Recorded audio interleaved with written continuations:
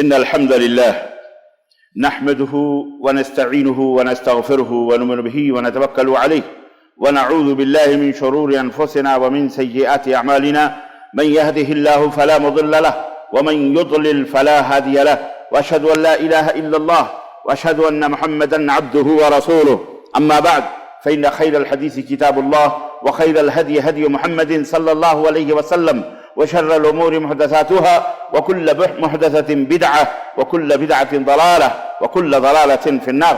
قال الله تعالى في كلامه المجيد: يا أيها الذين آمنوا اتقوا الله حق تقاته ولا تموتن إلا وأنتم مسلمون. يا أيها الناس اتقوا ربكم الذي خلقكم من نفس واحدة وخلق منها زوجها وبث منهما رجالا كثيرا ونساء واتقوا الله الذي تساءلون به والأرحام إن الله كان عليكم رقيبا. يا أيها الذين آمنوا اتقوا الله وقولوا قولا سديدا يصلح لكم أعمالكم ويغفر لكم ذنوبكم ومن يطع الله ورسوله فقد فاز فوزا عظيما. اللهم صل على محمد وعلى آل محمد كما صليت على إبراهيم وعلى آل إبراهيم إنك حميد مجيد. اللهم بارك على محمد وعلى آل محمد كما باركت على إبراهيم وعلى آل إبراهيم إنك حميد مجيد. تمام قسم کی حمد و ثنا، کبریائی اور بڑائی اس اللہ عز و جل کے لیے لائق و زیبا ہے جس نے ہمیں اور آپ کو پیدا فرمایا، اور بیش بہا درود و سلام اس ذات مبارکہ مطہرہ پر جن کا نام اسم گرامی احمد مجتبی محمد مصطفیٰ صلی اللہ علیہ وسلم.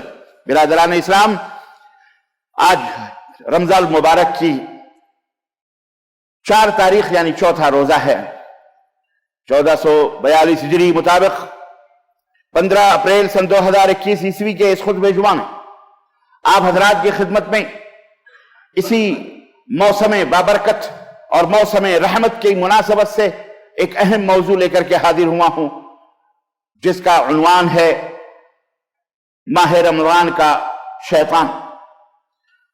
عزیزان گرامی، اس سے پچھلے خطبات میں مختلف مہینوں کے اعتبار سے میں نے آپ حضرات کی خدمت میں یہ بات رکھی تھی کہ شیطان ہمارے ساتھ ہمہ وقت ہمہ دم موجود رہتا ہے. اللہ کے رسول صلی اللہ علیہ وسلم فرماتے ہیں کہ شیطان انسان کے رگوں کے اندر جیسے خون دوڑتا ہے، اسی طرح سے شیطان تمہاری رگوں کے اندر دوڑتا ہے.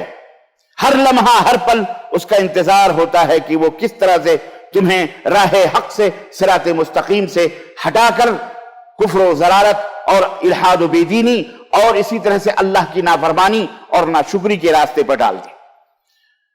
لیکن ماہ رمضان میں آپ سوچتے ہوں گے کہ شیطان اس کا اس موضوع سے کیا تعلق ہے؟ ہم نے تو یہ سنا ہے اور پڑھا ہے صحیح احادیث میں کہ اللہ کے رسول صلی اللہ علیہ وسلم نے فرمایا وسلسلۃ الشیاطین، یا ایک روایت میں ہے کہ وہ صفدت مردۃ الشیاطین. مختلف روایات میں مختلف الفاظ سے کہ رمضان المبارک کا جب مہینہ آتا ہے تو جو سرکش شیاطین ہوتے ہیں، انہیں بیڑیاں پہنا دی جاتی ہیں، انہیں قید کر دیا جاتا ہے. وفتحت ابواب السماء، آسمانوں کے دروازے کھول دیے جاتے ہیں. اور وہ فی روایت وفتحت ابواب الجنہ وغلقت ابواب النار، جنت کے دروازے کھل جاتے ہیں اور جہنم کے دروازے بند کر دیے جاتے ہیں. ہم نے تو یہ سنا ہے. پھر ماہ رمضان میں شیاطین کا کیا مطلب؟ اصل میں یہ روایت جس میں شیاطین قید کر دیے جاتے ہیں، ایک دوسری روایت میں ہے مردۃ الشیاطین، جو مردود اور سرکش شیاطین، خطرناک بڑے بڑے ڈان جو ہوتے ہیں. اور آپ کو پتہ ہے کہ شیطان 2 طرح کے دونوں قبیلوں میں موجود ہیں. قبیلے انسانیت میں بھی شیاطین موجود ہیں اور قبیلے جن میں بھی شیاطین موجود ہیں. جن وما خلقت الجن والانس الا ليعبدون، میں نے جناتوں اور انسانوں کو اپنی عبادت کے لیے پیدا کیا ہے. تو شیطان ایک صفت ہے جو جنوں میں بھی ہے اور انسانوں کے اندر بھی موجود ہے. ماہ رمضان میں آج کا جو موضوع ہے وہ انسانی شیاطین سے متعلق ہے. شیطان ایک صفت ہے، جیسے حسن و جمال ایک صفت ہے، شر ایک صفت ہے، خیر ایک صفت ہے، گورا کالا ہونا ایک خوبی ایک صفت ہے. اسی طرح سے مردود ہونا، شیطان ہونا بھی ایک صفت ہے جو انسانوں میں بھی موجود ہیں اور جناتوں میں بھی موجود ہے. اللہ رب العزت نے قرآن کریم میں فرمایا قل اعوذ برب الناس ملک الناس الہ الناس من شر الوسواس الخناس. میں اللہ کی پناہ چاہتا ہوں اس شر سے، اس وسوسے سے، اس وسوسے کے شر وسواس الخناس، جو خناس یعنی بدترین شیطان کے جو وسوسے دلوں میں پیدا ہوتے ہیں، ان کے شر سے میں اللہ کی پناہ چاہتا ہوں۔ الذی یوسوس فی صدور الناس، جو دلوں کے اندر وسوسے پیدا کرتے ہیں، لوگوں کے دلوں میں وہ خناس وسوسے پیدا کرتا ہے۔ من الجنۃ والناس، یہ خناس جو ہے، یہ جو شیطان ہے، یہ کہاں سے ہے؟ من الجنۃ والناس، جناتوں میں سے جو شیاطین ہیں ان کے بھی شر سے، اور انسانوں میں جو شیاطین ہیں ان کے بھی شر سے۔ آج کا موضوع اسی انسانی شیطان سے متعلق ہے کہ جب رمضان المبارک کا مہینہ آتا ہے تو ایسے شیاطین پہلے سے ہی پریشان ہو جاتے ہیں۔ یہ انسان ہے، پتہ نہیں چلتا ان کو بیڑیاں کیسے لگائی جائیں کیسے، لیکن بہرحال آپ نے دیکھا ہوگا کہ ایسے بھی شیاطین ہمارے درمیان موجود ہیں۔ میں اس کی تشریح کروں گا انشاءاللہ تبارک تعالی۔ سب سے پہلے آپ کو یہ بتا دوں کہ الحمدللہ جس مبارک اور بابرکت مہینے کا انتظار تھا وہ آج ہمارے درمیان سایہ فگن ہے۔ رحمتوں کا، برکتوں کا، اللہ رب العزت کی مغفرتوں کا، بخششوں کا، عنایتوں کا، کرم کا، نوازش کا، اور اللہ کے بے پایا برکتوں کا، جس اللہ نے اس ماہ مبارک میں ایک ایک عمل کرنے کے اجر و ثواب 10 گنے سے لے کر 700 گنا رکھا ہوا ہے۔ جس ماہ مبارک میں نوافل ادا کرنے کے، سنن ادا کرنے کے ثواب فرائض کے برابر ہے۔ اور فرائض، اللہ اکبر، اس کا کیا کہنا ہے جو فرض نماز ہیں۔ اس لیے ہمیں چاہیے کہ ہم کسی بھی بھلے کام کو حقیر نہ سمجھیں۔ اس ماہ مبارک میں زیادہ سے زیادہ میں بتاؤں گا کیا کرنا چاہیے۔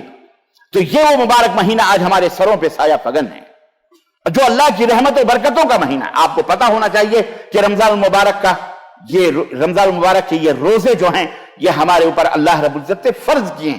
جس کا انکار کرنے والا کافر ہے۔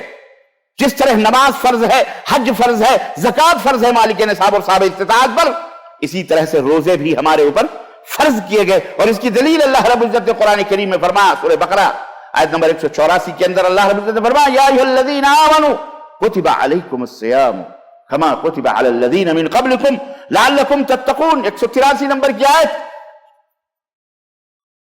اے ایمان والو، تمہارے اوپر روزے فرض کیے گئے جیسے تم سے پہلے لوگوں کے اوپر روزے فرض کیے گئے تھے، تاکہ تم پرہیزگار بن سکو، تمہارے اندر تقوی پیدا ہو جائے، پرہیزگاری پیدا ہو جائے۔ ایام معدودات، گنے چنے ایام ہیں، زیادہ نہیں ہیں۔ ایام معدودات، چند گنے چنے ایام ہیں۔ فمن کان منکم مریضا او علی سفر فعدۃ من ایام اخر۔ بس اگر تم میں کا کوئی مریض ہو، بیمار ہو، یا وہ سفر کی حالت میں سفر میں ہو، تو وہ اسے چاہیے کہ وہ روزہ نہ رکھے۔ فعدۃ من ایام اخر، دوسرے دنوں میں ان روزوں کی قضا وہ کرے گا، دوسرے دنوں میں ان روزوں کی قضا وہ کرے۔ وعلی الذین یطیقونہ فدیہ، فدیۃ طعام مسکین، اور جو تم میں طاقت رکھتے ہیں ان کے لیے ایک مسکین کا فدیہ ہے۔ یہ حکم بہرحال منسوخ ہے یہ دوسرے کا۔ فمن تطوع خیرا فہو خیر لہ، اور جو اپنی طرف سے اور زیادہ دینا چاہے، بھلائی کرنا چاہے، تو اس کے لیے بہتر ہے۔ وان تصوموا خیر لکم، اور تمہارے لیے بہتر یہ ہے کہ تم روزے رکھو، ان کنتم تعلمون، اگر تم جانتے ہو۔ اللہ سبحانہ وتعالیٰ نے اس آیت کریمہ میں ہمیں یہ حکم دیا کہ ہم روزہ رکھیں۔ روزہ ہمارے اوپر فرض ہے۔ اسی فرضیت کو اللہ رب العزت نے ایک دوسرے کے ارشاد فرمایا، شہر رمضان الذی انزل فیہ القرآن ھدی للناس وبینات من الھدی والفرقان۔ رمضان المبارک کا مہینہ وہ مہینہ ہے جس میں قرآن اترا، جس میں حق و باطل کی تمیز کرنے والی، اس قرآن کے اندر جس میں ہدایت ہے اور حق اور باطل کے درمیان فرق کرنے والی چیز ہے، وہ کتاب اللہ تمہارے اوپر اللہ رب العزت نے اس ماہ مبارک کے اندر نازل فرمایا ہے۔ فمن شہد منکم الشہر فلیصمہ، تو جو شخص یہ ماہ مبارک پائے اسے چاہیے کہ وہ روزہ رکھے، یہ فرض ہے روزہ تمہارے اوپر۔ ومن کان مریضا او علی سفر، اس میں بھی وہی حکم ہے کہ جو کوئی مریض ہے یا سفر میں ہے، فعدۃ من ایام اخر، تو اسے چاہیے کہ وہ دوسرے دنوں میں ان روزوں کو پوری کر لے، اگر وہ روزہ توڑ رہا ہے تو۔ یرید اللہ بکم اليسر ولا یرید بکم العسر، اللہ تمہارے اوپر آسانیاں چاہتا ہے اللہ تمہیں تنگ نہیں کرنا چاہتا. وَلِتُكْمِلُوا الْعِدَّةَ آخر المهم. عزیزان گرامی، یہ دونوں آیتیں سورہ بقرہ کی ہمیں بتاتی ہیں کہ روزہ ہمارے اوپر فرض ہے. اور عبداللہ بن عمر رضی اللہ تعالی عنہما کی روایت، نبی کریم صلی اللہ علیہ وسلم سے روایت کرتے ہیں کہ قال رسول اللہ صلی اللہ علیہ وسلم بنی الاسلام علی خمس شہادت ان لا الہ الا اللہ. اسلام کی بنیاد 5 چیزوں پہ رکھی گئی ہے. سب سے پہلی بنیاد اس بات کی گواہی دینا کہ اللہ کے سوا کوئی بھی معبود برحق نہیں ہے اور محمد صلی اللہ علیہ وسلم اللہ کے رسول ہیں. وَإِيتَاءُ الزَّكَاةِ، زکوٰۃ ادا کر.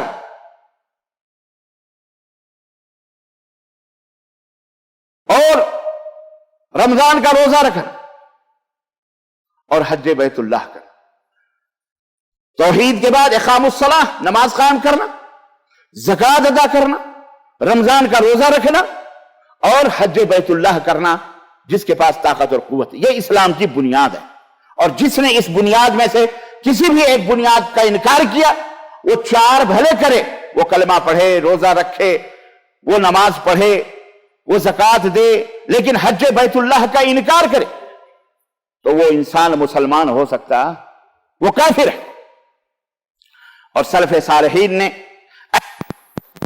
روزہ کو ترک کرے، جان بوجھ کر کے روزہ نہ رکھے بغیر کسی عذر شرعی کے، اگر وہ روزہ نہیں رکھتا گمراہ نے، بلکہ اسے کافر اور مرتد قرار دیا ہے جو جان بوجھ کر کے روزہ چھوڑتا ہے.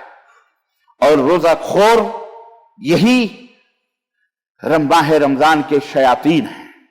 اصلی شیاطین ماہ رمضان مبارک کے یہی ہیں جو طاقت ہے، قوت ہے، سب کچھ ہے، لیکن روزہ خوری کے اندر وہ بے مثال ہے. ہمارے ملکوں کے اندر آپ دیکھیے، ٹھیک ہے اگر کوئی عذر ہے، کوئی مجبوری ہے، آدمی مسافر ہے، کوئی حرج نہیں ہے، وہ دوسرے دنوں میں روزہ رکھ لے، اللہ نے آسانیاں فرمائی.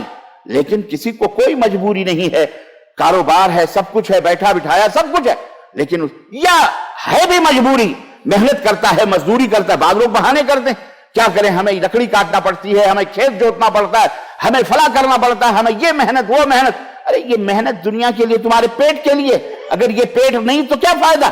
اگر تمہاری جان نہیں رہی تو صحت نہیں رہی تو تم کیا کرو گی؟ تم اگر مریض ہو جاتے ہو، بیمار ہو جاتے ہو تو اپنے گھروں میں بیٹھے رہتے ہو. آخر بیٹھے رہتے ہو کہ نہیں بیٹھے رہتے؟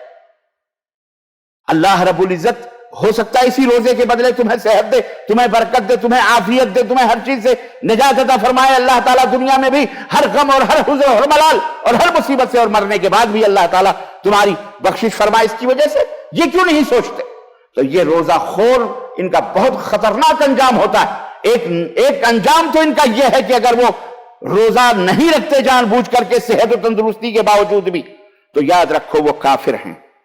اگر وہ انکار کرتے ہیں کہ نہیں روزہ کہ ہمارے پاس تو بعض لوگ ایسا بھی مذاقاً کہتے ہیں یا حقیقتاً کہتے ہیں، روزہ وہ لوگ رکھتے ہیں جن کے گھروں میں کھانے نہیں ہوتے، جن کے گھروں میں دانے نہیں ہوتے، جن کے گھروں میں کچھ نہیں ہوتا، ان کے اوپر روزے ہیں. ہمارے گھر میں تو بھرے ہوئے مال ہیں. تو اللہ کی قسم میں نے ایسے شخص کو دیکھا ہے اپنی آنکھوں سے.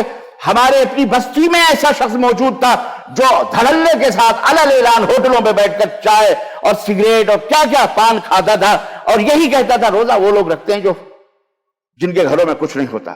ہم نے اس کو تڑپ تڑپ کر اور گھسک گھسک کر مرتے دیکھا ہے. اللہ کی قسم کتے کی بھونک بھونک کر کے مرا ہے. اللہ نے دنیا میں بھی بعض لوگوں کو یہ حشر دکھایا.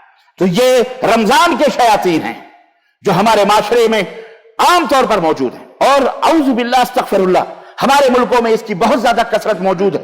مذاق اور فیشن سمجھا ہوا، مردوں نے بھی عورتوں نے بھی. ہوٹلوں کے اوپر پردے لگ جاتے ہیں، ٹھیک ہے پردے لگ جاتے ہیں، اگر کوئی مسافر ہے نہیں رکھنا، جو بیمار ہے مریض ہے اس کا کھانا پانی. لیکن عمومی طور پر صحت مند بھی سگریٹ بیڑیاں عام طور پر چوکوں چوراہوں پر. اب تو کوئی پوچھنے والا بھی نہیں، اب تو کوئی منع کرنے والا بھی نہیں ہے. اور اس طرح سے روزہ خوری کا ایک فیشن چلا ہوا ہے. استغفر اللہ. یاد رکھو میرے عزیزو، روزہ ترک کرنے کی سزا، روزہ چھوڑنے کی سزا اور اس کی وعید بہت خطرناک ہے. صحیح احادیث کے اندر اس کے میں بتاؤں گا انشاءاللہ تبارک و تعالی. امام ذہبی رحمت اللہ علیہ فرماتے ہیں کہ مومنوں کے ہاں یہ بات مقرر شدہ ہے، طے شدہ ہے کہ جس نے بھی بغیر شرعی عذر کے اور مرض کے رمضان المبارک کے روزے ترک کیے تو وہ زانی، زنا کرنے والا اور شراب پینے والے سے بھی زیادہ بدتر اور برا اور بدماش آدمی ہے۔ یہ تمام مسلمانوں کے ہم متفقہ فیصلہ، بلکہ بعض اہل علم نے کہا کہ اس کے اسلام میں شک ہے، وہ زندیق اور گمراہ کیا جائے گا، اور اگر وہ انکار کرے تو کافر ہے، اس میں کوئی شک نہیں۔ اس لیے میرے عزیزو، آپ بھی اپنے گھر میں، اپنی بستی میں، اپنے دوست احباب سب جانتے ہیں ایک دوسرے کو، یا یہاں بھی رہتے ہوئے روزے کو ترک کریں گے اور روزہ نہیں رکھیں گے تو یاد رکھو دنیا والے کیا ہے، دنیا والوں سے کوئی غرض نہیں، اللہ رب العزت دیکھ رہا ہے۔ حضرت ابو امامہ باہلی رضی اللہ تعالیٰ عنہ سے روایت ہے، بیان کرتے ہیں کہ رسول اللہ صلی اللہ علیہ وسلم کو میں نے یہ فرماتے ہوئے سنا کہ میں ایک دن سویا ہوا تھا، میرے پاس دو آدمی آئے، خواب، نبیوں کا خواب بھی سچا ہوتا ہے، سویا ہوا تھا، میرے پاس دو آدمی آئے اور میرے دونوں بازوؤں کو پکڑ کر مجھے سخت اور دشوار گزار راستے پر لے کے چلنے لگے، اور ایک پہاڑ تھا، اس پہاڑ کے پاس مجھے لے کے آئے اور کہنے لگے اس کے اوپر چڑھیے۔ میں نے کہا کہ مجھ میں اس پر چڑھنے کی طاقت نہیں ہے، اتنا اونچا پہاڑ میں اس کے اوپر نہیں چڑھ پاؤں گا۔ انہوں نے کہا، وہ دونوں کہنے لگے کہ ہم آپ کے لیے اس کے اوپر چڑھنا آسان کر دیں گے، آپ چڑھیے۔ تو میں اس پہاڑی پر چڑھ گیا، تو وہاں مجھے شدید اور سخت قسم کی آوازیں، چیخو پکار، آہو بکا، چلانے کی آوازیں میرے کانوں سے ٹکرائیں۔ میں نے ان دونوں سے پوچھا کہ یہ آوازیں کیسی ہیں؟ تو انہوں نے کہا کہ یہ جہنم میں رہنے والے جو جہنمی ہیں، یہ ان کی آوازیں، ان کی چیخو پکار اور ان کا رونا دھونا، اور یہ ان کی آہو بکا۔ پھر وہ مجھے اور آگے لے کر کے گئے۔ جب میں تھوڑی دور اور آگے گیا تو میں نے دیکھا کہ لوگ اپنے کوچوں کے اندر، کوچوں کے بل لٹک رہے ہیں۔ کوچے کہتے ہیں ایڑی کے یہاں جو یہاں پچھڑا حصہ ایڑی کا ہوتا ہے، جہاں ایک قصائی جانوروں کو کیلے لگا کر کے لٹکاتا ہے، بکروں کو یا کیلے لگا کر کے، ان کو کوچ کہا جاتا ہے، کوچے کہتے ہیں اس کے اندر سوراخ کر کے ان کو لٹکایا گیا۔ ان کے چہرے نیچے کی طرف تھے اور ان کے جبڑے پھٹے ہوئے تھے جن سے خون بہ رہا تھا، اور وہ چیخ رہے تھے۔ میں نے ان دونوں سے کہا کہ یہ کون لوگ ہیں؟ انہوں نے کہا یہ وہ لوگ ہیں جو افطاری سے پہلے ہی اپنے روزے افطار کر لیا کرتے تھے۔ ابھی افطار کرنے میں ٹائم تھا، مگر اس سے پہلے ہی یہ کیا کر لیا کرتے تھے؟ اللہ اکبر، روزہ افطار کر لیا کرتے تھے۔ علامہ البانی رحمت اللہ علیہ نے اس حدیث کو موارد الزمان صحیح، اس حدیث کو صحیح قرار دیا ہے، اور اس حدیث کی تعلیق میں امام المحدثین، امام العصر علامہ ناصر الدین البانی رحمت اللہ علیہ فرماتے ہیں کہ یہ اس آدمی کی سزا ہے جو روزہ رکھنے کے بعد روزہ توڑ دیتا ہے، افطاری کر دیتا ہے، یہ روزہ کھولنے سے پہلے وہ توڑ دیتا ہے۔ جب اس کی یہ سزا ہے تو جو سرے سے روزہ ہی نہ رکھے اس کی کیا سزا ہو سکتی ہے، آپ اندازہ لگا سکتے ہیں۔ ایسے روزہ خور شیاطین جو ہمارے سماج اور ہمارے معاشرے میں موجود ہیں، اس حدیث پاک سے انہیں عبرت لینی چاہیے۔ اور اللہ التائب کمن لا ذنب لہ، توبہ کرنے والا گناہوں سے پاک ہو جاتا ہے اس طرح سے جیسے اس نے کبھی کوئی گناہ ہی نہ کیا۔ اس لیے میرے عزیزوں، میرے بھائیوں، یہ میسج، یہ پیغام پوری دنیا کے اندر آپ کے حوالے سے بھی، آپ کے ہاتھوں میں اب میڈیا موجود ہے، اس حوالے سے اس آواز کو دنیا کے گوشے گوشے میں پہنچائیے، اور اس ماہ مبارک کا ادب اور اس کا احترام کرنا سکھائیے لوگوں کو۔ یہ آپ کی بھی ذمہ داری ہے، یہ اس ماہ مبارک میں کرنے کا کام ہے۔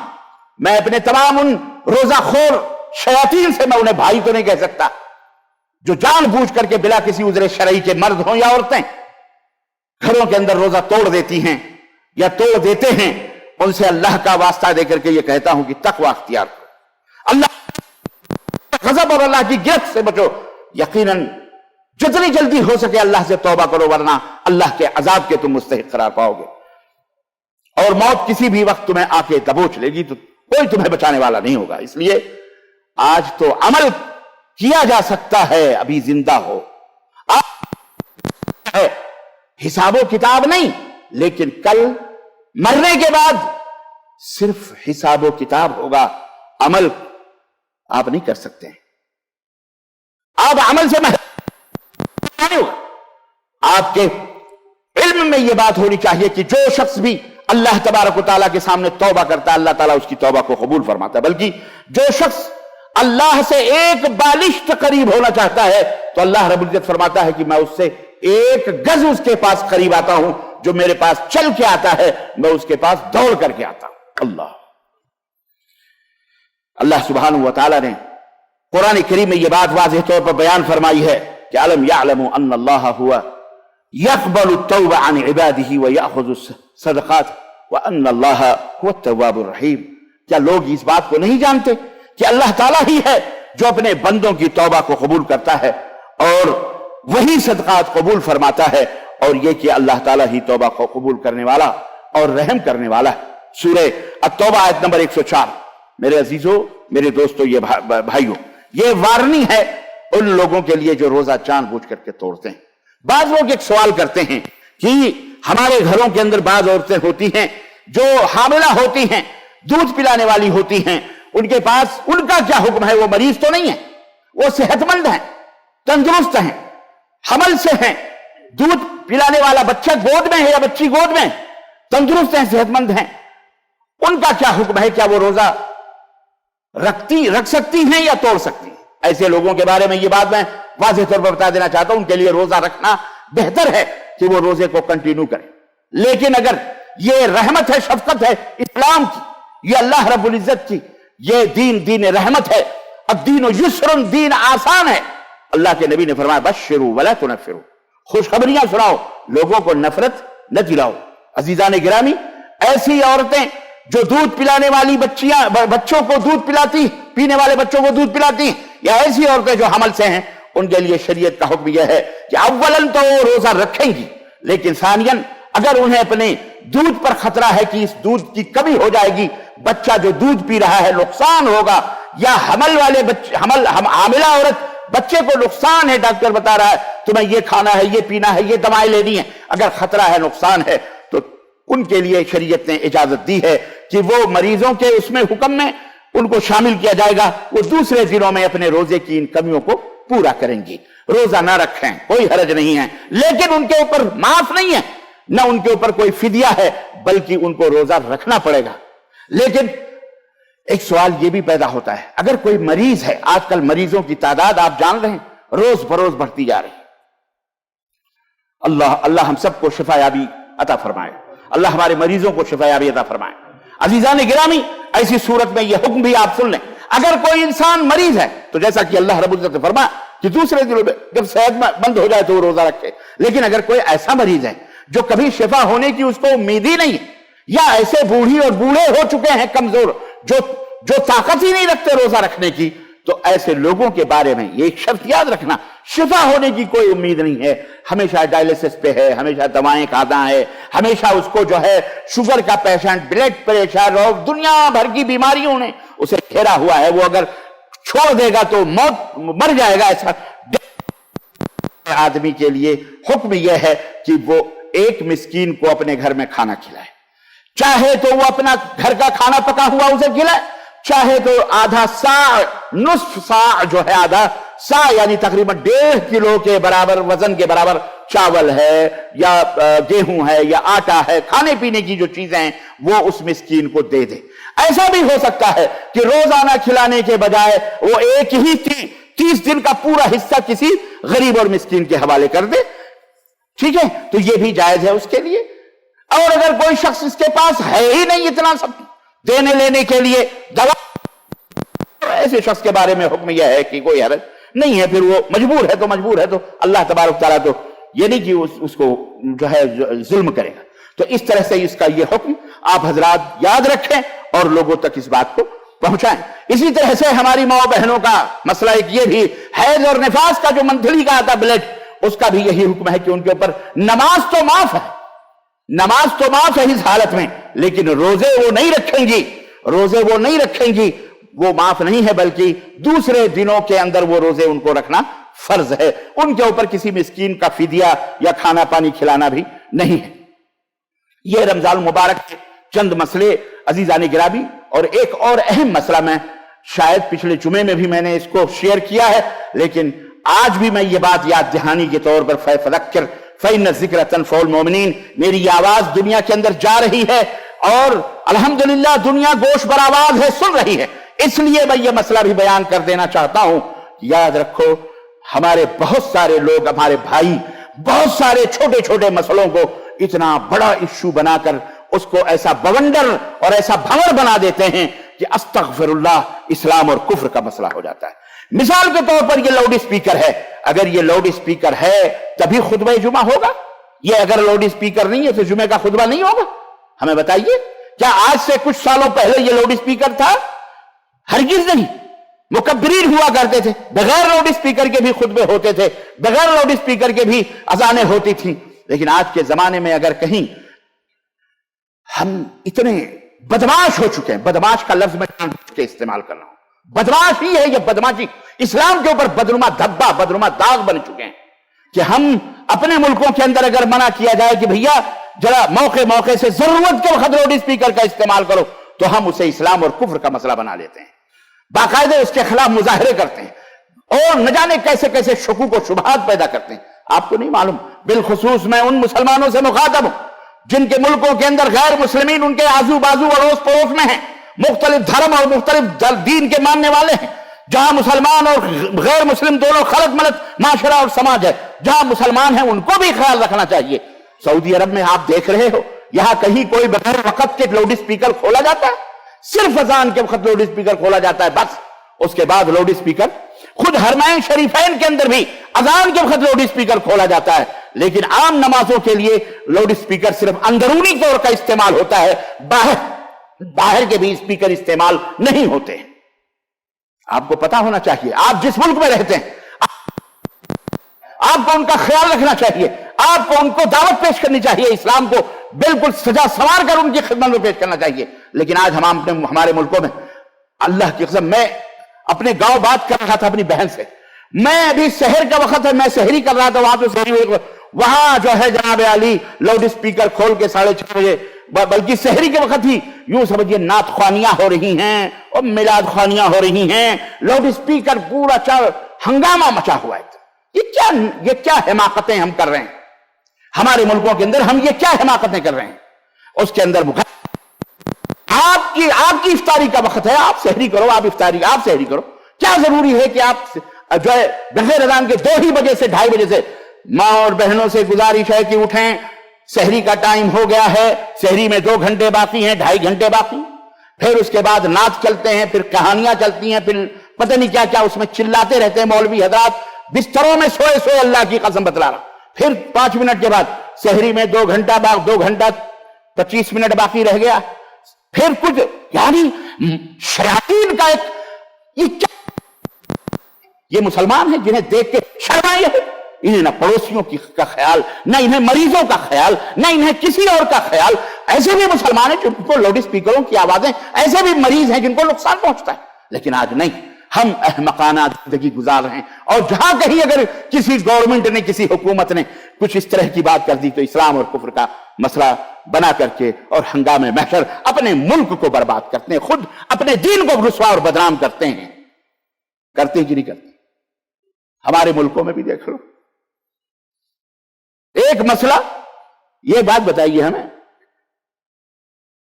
کسی بھی سیاسی بات ہے لیکن سوچنے کی بات ہے کہ ہم کتنے گر چکے ہیں، کتنے ذلیل ہو چکے ہیں. سیاست کا معاملہ سیاسی لوگ جانیں، ہم ممبر و محراب کے ذمہ دار ہیں، ہم اس کی ذمہ داری کریں.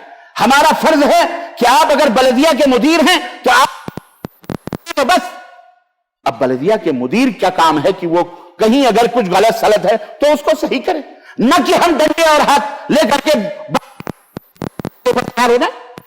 یہ ہمیں اجازت نہیں دی گئی۔ آپ اپنے ملکوں کو دیکھیے، اگر کسی ملک کے سفیر کو اس ملک سے دربدر کر دینا ہی یہ مسئلے کا حل ہے تو کوئی حرج نہیں، لیکن یہ مسئلے کا حل نہیں ہوتا۔ آپ اپنے پیروں میں کلہاڑیاں مار رہے ہیں۔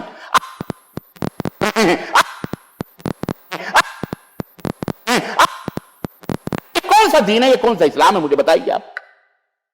اور اس کے اوپر داڑھیاں، ٹوپیاں، پگڑیاں اور اللہ کے رسول صلی اللہ علیہ وسلم کا نام، جو رسول اللہ صلی اللہ علیہ وسلم کا نام لے کر اور رسول اللہ صلی اللہ علیہ وسلم کے دین کو رسوا ہے، ایسے لوگوں کو ہدایت دے یا کیا ناٹک بنایا ہوا۔ ایسے ہی ہم اپنے ملکوں کے اندر بھی، عزیزان گرامی، دین کو سمجھو۔ دین اسلام کوئی بازیچے اطفال نہیں ہے، بڑوں تک وہ بات پہنچا دو۔ آپ ڈنڈا لاٹھی لے کر کے مارنا، کٹ قتل کرنا، خون کرنا، یہ آپ کی ذمہ داری نہیں ہے۔ اسلام نے ضرور ہاتھ کاٹنے کا حکم دیا ہے، لیکن یہ حکومت وقت کا، یہ حاکم وقت کا کام ہے۔ ہر آدمی کو یہ نہیں ہے کہ سب ہاتھ کاٹتے پھرو تو پھر تو شہر میں کوئی صحیح ہاتھ والا ملے گا ہی نہیں۔ اس لیے دین کو سمجھو، اسلام کو سمجھو، یہ نقطہ بہت اہم ہے۔ اپنے اپنے ملکوں میں بتاؤ، لاؤڈ ضرورت کے وقت اذان دے دو، بات ختم۔ لیکن کاش ہمارے کچھ بدماش ایسے اسلام نام نہاد کے مسلمان ہیں جو ہر بات میں اڑی مارتے ہیں، دوڑتے ہیں، حالانکہ نہ ایمان ہے، نہ عقیدہ ہے، کچھ نہیں ہے۔ شرک و بدعت سر سے لے کر پیر تک ڈوبا ہوا ہے، اسی کے اندر سسک سسک کے مر رہے ہیں اور اپنے آپ کو شو بازیاں کر رہے ہیں کہ ہم بہت بڑے مسلمان اور بہت بڑے عاشق رسول اور بہت بڑے دین مصطفیٰ کے علمبردار، نام لے لے کے چیخ رہے چلا رہے ہیں۔ اللہ ایسے لوگوں کو ہدایت عطا فرمائے اور سمجھ عطا فرمائے، اور اللہ ایسے لوگوں سے دین کی حفاظت فرمائے۔ یہ غیروں سے زیادہ ڈینجرس اور خطرناک ہیں جو اسلام کو مٹانے کی فکر میں رہتے ہیں، یہ زیادہ ہے۔ رمضان مبارک کا یہ مہینہ، اللہ سے توبہ کرو، استغفار کرو، اور ہمیں کیا کرنا چاہیے؟ رمضان کے روزے مکمل، سحری اور افطاری اپنے وقت کے اوپر اپنی منمانی نہیں۔ اللہ کے رسول صلی اللہ علیہ وسلم نے فرمایا کہ اذان کی آواز سنتے ہی جو کچھ بھی تمہارے ہاتھ میں ہے بس وہیں اپنے ہاتھ کو روک لو اور کھانا پینا بند کر دو۔ یہ اور سحری میں تاخیر کرو۔ اللہ کے رسول صلی اللہ علیہ وسلم 50 آیتوں کے پڑھنے تک اللہ کے نبی صلی اللہ علیہ وسلم تاخیر فرماتے تھے، اتنی تاخیر فرماتے تھے۔ دیر بعد لوگ 2-2:30 بجے کھا پی کر کے سو جاتے ہیں، فجر بھی ان کی گول ہو جاتی ہے۔ تو اور افطاری کرنے میں جلدی کرو۔ اللہ کے رسول صلی اللہ علیہ وسلم نے فرمایا کہ میری امت اس وقت تک خیر پر رہے گی جب تک وہ افطار میں جلدی کرے گی۔ اور جلدی کا مطلب یہ نہیں ہے کہ وقت سے پہلے نہیں، الحمدللہ ٹائم مقرر ہے، اوقات مقرر ہیں، مؤذنین مقرر۔ اگر کہیں نہیں تو آپ کے پاس ٹائم ہے، مؤذن نہیں ہے، اذان نہیں، تو گھڑی دیکھ کر کے آپ اپنے روزے افطار کر لیں۔ اسی طرح سے قیام اللیل کا اور صلاۃ اللیل، صلاۃ التراویح، صلاۃ التہجد، یہ سب ایک ہی نماز ہے۔ جیسے کوئی محبوب ہوتا ہے، کوئی پیارا ہوتا ہے، تو دسیوں نام ہوتے ہیں، میرا سونا، میرا پیارا، میرا لاڈلا، میرا دل، میرا جگر، میرا پھیپڑا، میرا گردہ، میرا کلیجہ، سب کچھ بیان، میری آنکھ کا نور، سب ایک ہی رہتا ہے لیکن مختلف نام ہوتے ہیں۔ تو اللہ تبارک و تعالیٰ کے نزدیک سب سے بہترین نماز جو رات کی ہے وہ یہی تہجد ہے جو نبی صلی اللہ علیہ وسلم کے اوپر فرض تھی۔ صبح اس لیے اس کو تہجد کہتے ہیں، رات کو ادا کی جاتی ہے عشاء کے بعد، اسی لیے اس کو صلاۃ اللیل بھی کہتے ہیں۔ رات کو قیام بھی ہوتا ہے، اسے قیام اللیل بھی کہتے ہیں۔ چونکہ اس نماز کے ساتھ وتر بھی لگی ہوئی ہے اس لیے اس کو صلاۃ الوتر بھی کہا جاتا ہے۔ تو یہ ایک ہی نماز ہے، سب کہے اس کو جاری کرو، اس کو پڑھو، اہتمام کرو۔ اگر دکانوں کے اوپر ہو، نہیں وہاں پڑھ سکتے، تو پھر آپ اپنے گھر کے پاس جب دکان بند کر کے لوٹیں تو کیا ہے، 8 رکعت اور 3 رکعت وتر ہے، خلاص آپ اپنے گھر میں پڑھ لیں، ادا کر لیں، الحمدللہ یہ آپ کو اس کا اجر مل جائے گا انشاءاللہ تبارک و تعالی۔ صدقہ اور خیرات، جیسا کہ میں نے شروع میں بتایا، ایک ایک دانے کو 70 گنا، 700 گنا کر کر کے اللہ تبارک و تعالی آپ کو عطا کرتا ہے۔ اس لیے آپ جو ہے صدقہ اور خیرات اس مہینے میں کریں، غریبوں مسکینوں کی مدد کریں۔ اسی طرح سے قرآن کریم کی تلاوت کرنا، قرآن کریم جو اس ماہ مبارک میں نازل ہوا اس کا احترام کرنا۔ اللہ کے رسول صلی اللہ علیہ وسلم فرماتے ہیں کہ یہ روزہ اور یہ قرآن، یہ قیامت کے دن جو ہے اللہ کے دربار میں کھڑے ہوں گے اور اللہ سے عرض کریں گے، اللہ یہ مجھے ہمیشہ پڑھا کرتا تھا، اور روزہ کہے گا، اے اللہ یہ تیری خوشی کے لیے اس نے کھانا پینا اور اپنی شہوتوں کو چھوڑ دیا تھا، تو دونوں اے اللہ اسے تو معاف فرما دے اس کے گناہوں کو، تو روزہ اور قرآن یہ دونوں شفاعت کریں گے قیامت کے دن. اللہ تعالیٰ ان دونوں کو ہمارا شفیع بنائے. یہ چند باتیں، بقیہ پورا رمضان ایک مدرسہ ہے. انشاءاللہ ہم رفتہ رفتہ اس میں آپ کو وہ احکام بتاتے رہیں گے. اللہ عز و جل سے دعا کہ اللہ تبارک تعالیٰ ہمیں اور آپ کو کہنے اور سننے سے زیادہ عمل کرنے کی توفیق عطا فرمائے، اور بار الہ ہمارے قیام کو، سیام کو اللہ قبول فرمائے. اور اللہ عز و جل یہ کورونا جیسی بلائیں مصیبتیں جو ہمارے اوپر ہیں اور عالم اسلام پوری دنیا میں، اللہ تعالیٰ ان سے نجات عطا فرمائے. اللہ تبارک و تعالیٰ جو ہے پوری دنیا میں عالم اسلام میں جہاں کہیں بھی اللہ رب العزت مومن موحدین متبعین رہتے ہیں، اللہ تبارک و تعالیٰ سب کو اس مہاماری اور اس بلا سے اللہ تعالیٰ محفوظ رکھے. جو انتقال کر گئے اللہ انہیں کروٹ کروٹ جنت نصیب فرمائے. جو بیمار ہے اللہ تعالیٰ انہیں شفایابی عطا فرمائے. اور اللہ ہم میں جو بے عمل ہیں، بے نمازی، بے روزے دار ہیں، اللہ تعالیٰ انہیں نمازی اور روزے دار بنائے. آمین یا رب العالمین. بارک اللہ لنا ولکم فی القرآن العظیم ونفعني وإياکم بالآیات والذکر الحکیم انہ تعالی جواد کریم ملک بالرؤوف الرحیم.